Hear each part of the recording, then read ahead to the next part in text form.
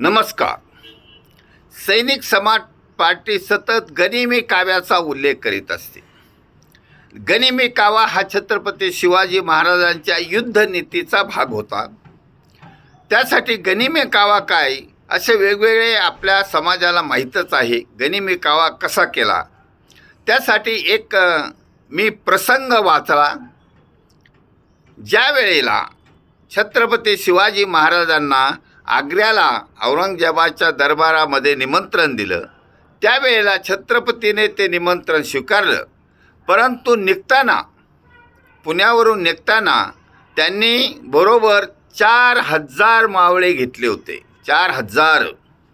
आणि ते 4000 मावळे जेव्हा आग्र्यामध्ये गेले तेव्हा त्याच्याबरोबर 4-5च लोक होते. आग्र्यात पोहोचले तेव्हा 200-300 होते. मग प्रश्न असा होतो की हे 4000 कुठे गेले? तर हे गनिमी काव्याचं एक उदाहरण आहे की छत्रपतींनी जाताना धोका होईल असं संभाव्य धोका मान्य केला होता आणि जागोजागी येताना या मावळ्यांचा आपल्याला उपयोग होणार आहे म्हणून त्याने 500, 1000, 200 असे मावळे लपून ठेवले होते. असाच हा आता सैनिक समाज पार्टीने गनिमी कावा केलेला आहे.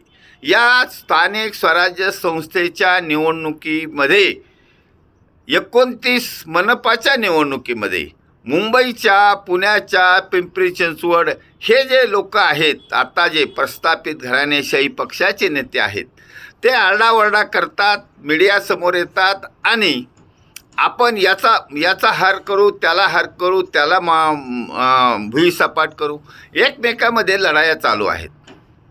परंतु सैनिक समाज पार्टीने या महाराष्ट्रामध्ये उमेदवार आणि मतदार पेरून ठेवलेले आहेत. छत्रपती शिवाजी महाराजांसारखी युद्धनीती वापरलेली आहे. आमचे प्रत्येक शहरामध्ये उमेदवार आहेत, उमेदवार सुप्त आहेत, उमेदवार निवडून येणारे आहेत, उमेदवार कॅपेबल आहेत, उमेदवार समाजसेवक आहेत, उमेदवार धैर्यवान आहेत, उमेदवार शूरवीर नागरिक आहेत.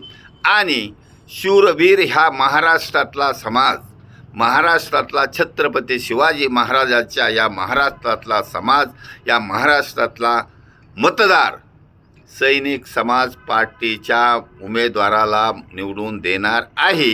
हा गनिमी कावा आहे. गनिमी कावा फक्त सैनिक समाज पार्टीने आखलेला आहे, परंतु अंमलबजावणी समाज करीत आहे, महाराष्ट्रातील समाज करीत आहे.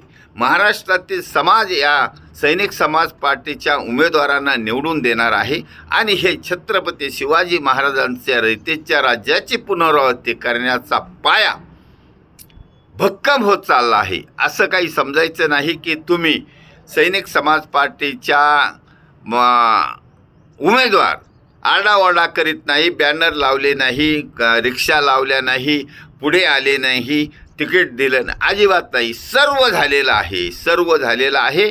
आणि सैनिक समाज पार्टीचे 100% उमेदवार निवडून येणार आहेत आणि या भ्रष्टाचारी प्रवृत्तीच्या 80% लोकांना भुईसपाट करणार आहेत.